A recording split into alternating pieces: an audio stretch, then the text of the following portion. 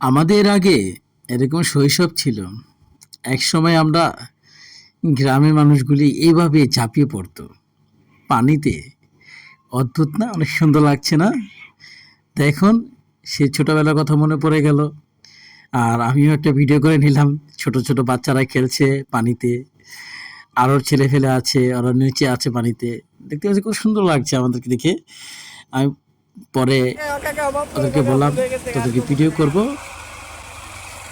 তোরা ঝাঁপিয়ে পড় পানিতে।"